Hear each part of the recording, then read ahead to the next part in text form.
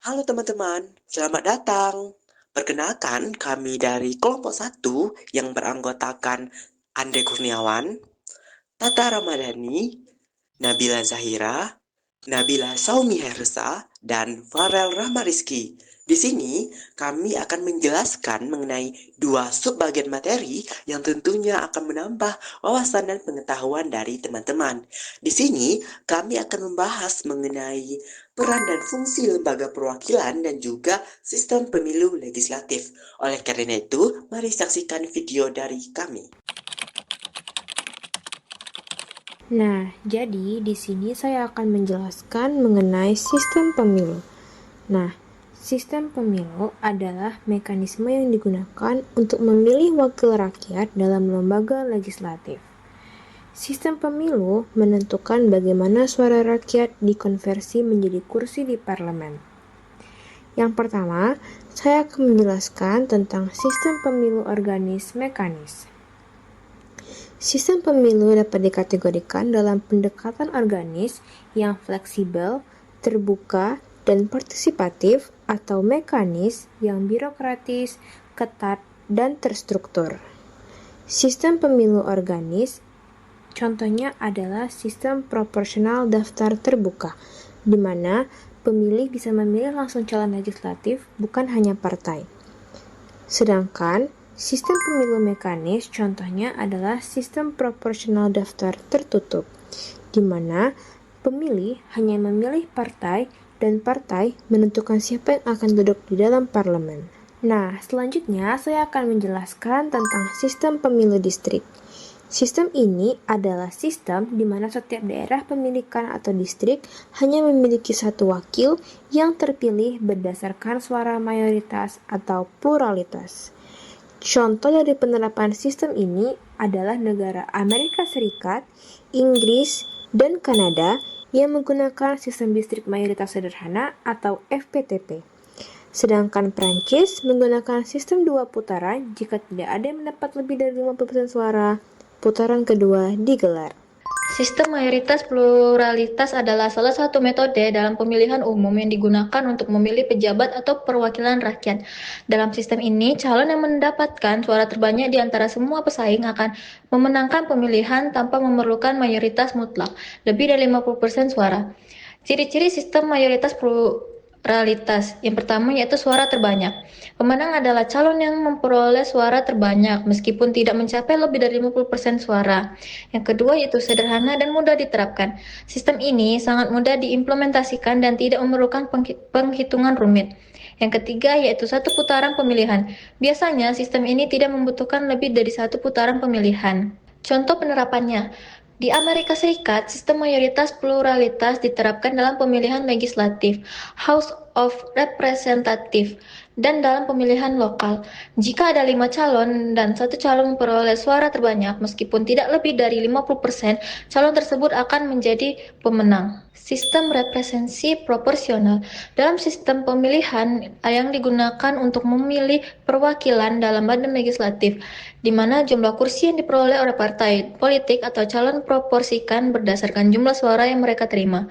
Dengan kata lain, dalam sistem ini, setiap suara dihitung secara proporsional untuk menentukan alokasi kursi di parlemen. Contoh penerapan sistem ini yaitu di Jerman. Jerman menggunakan sistem representasi proporsional campuran memilih baik untuk calon legislatif di daerah pemilihan dan untuk partai politik.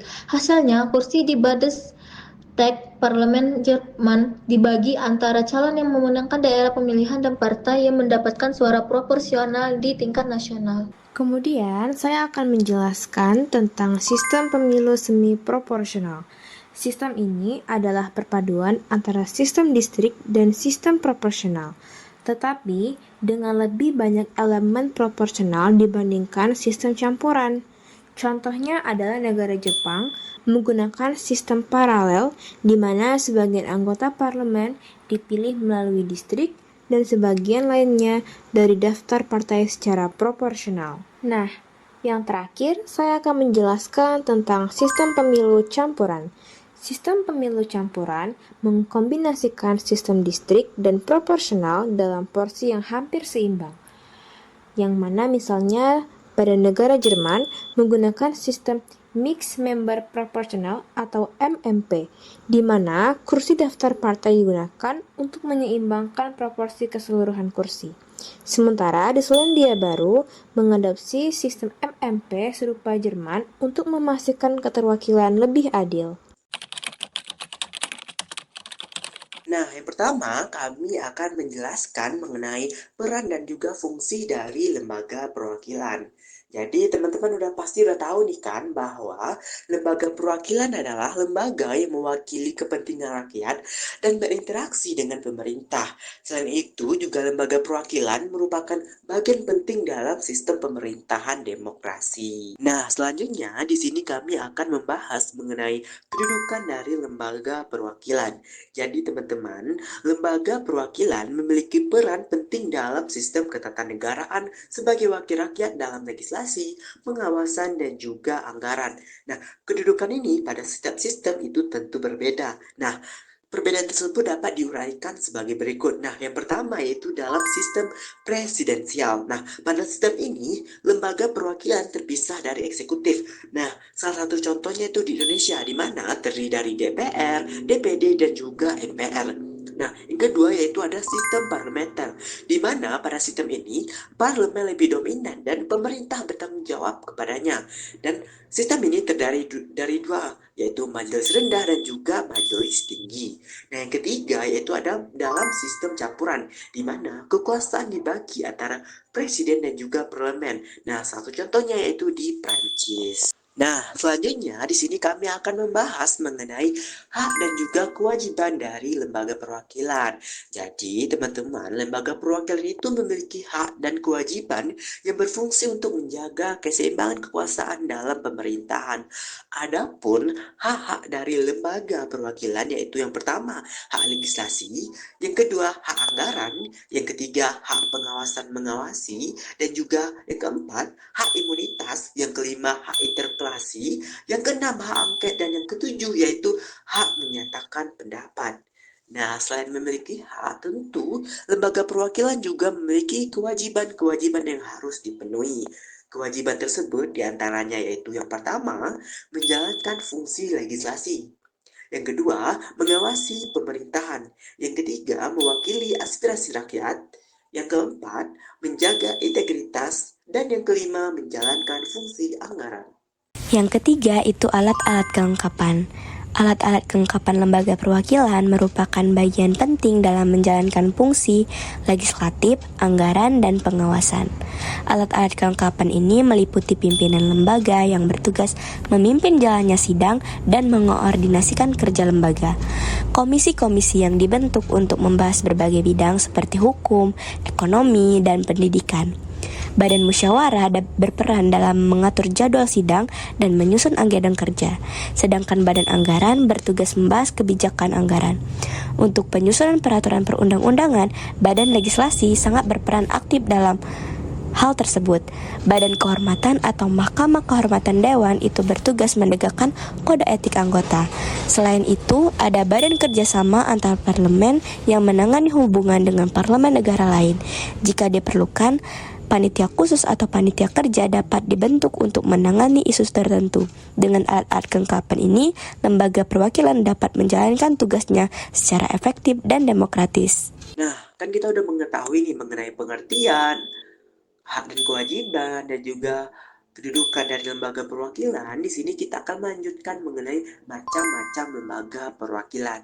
Jadi, teman-teman, lembaga perwakilan itu dibedakan berdasarkan tingkatan-tingkatan dan fungsi yang berbeda-beda.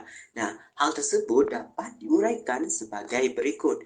Yang pertama yaitu berdasarkan tingkatannya. Nah, berdasarkan tingkatan ini itu dibagi menjadi dua. Yang pertama yaitu lembaga perwakilan nasional seperti DPR, DPD, dan MPR. Yang kedua yaitu lembaga perwakilan daerah seperti DPRD. Yang kedua yaitu dibagi berdasarkan sistem parlemen, di mana pada sistem parlemen ini dibagi lagi menjadi dua bagian. Yang pertama yaitu parlemen unikameral, yang kedua parlemen bikameral. Nah, yang ketiga yaitu berdasarkan fungsi dan juga peran. Nah, pada Berdasarkan hal ini, itu lembaga perwakilan dibagi menjadi 3. Yang pertama yaitu lembaga perwakilan politik yang bertugas menyusun kebijakan dan undang-undang seperti DPR. Yang kedua, lembaga perwakilan daerah yang memiliki kepentingan daerah dalam pemerintahan pusat seperti DPD. Dan yang ketiga yaitu lembaga permusyawaratan berperan dalam pengambilan keputusan besar negara seperti MPR yang berwenang mengubah undang-undang dasar. Yang terakhir itu ada ukuran dan fungsi parlemen. Ukuran parlemen merujuk pada jumlah anggota dalam lembaga legislatif suatu negara yang bervariasi tergantung pada sistem pemerintahan dan jumlah penduduk. Negara dengan sistem bikameral memiliki 2 kamar parlemen, misalnya DPR dan Senat. Sedangkan negara dengan sistem unikameral hanya memiliki 1 kamar legislatif. Ukuran parlemen biasanya ditentukan berdasarkan konstitusi dan kebutuhan representasi rakyat, dengan jumlah anggota dapat berkisar dari puluhan hingga ribuan. Seperti di Tiongkok yang memiliki lebih dari 2.900 anggota Kongres Rakyat Nasional. Fungsi parlemen mencakup 3 peran utama, yaitu yang pertama, fungsi legislasi, yaitu membuat, mengubah, dan mengesahkan undang-undang yang berlaku dalam suatu negara. Yang kedua itu fungsi pengawasan atau kontrol pemerintah, yang berarti mengawasi kebijakan eksekutif untuk memastikan pemerintahan berjalan sesuai dengan hukum dan kepentingan rakyat. Dan yang terakhir itu ada fungsi anggaran, menyetujui dan mengawasi penggunaan anggaran negara agar sesuai dengan kepentingan publik. Selain itu, parlemen juga dapat menjalankan fungsi representasi, diplomasi, dan menjaga keseimbangan antar berbagai kekuatan politik dalam negara. Nah, cukup sekian nih video dari kelompok kami. Semoga teman-teman dapat menerima dan juga memahami materi ataupun penjelasan yang sudah kami berikan dan dapat menambah wawasan dari teman-teman semua. Kami mengucapkan apresiasi kepada teman-teman yang sudah melihat video ini. Terima kasih.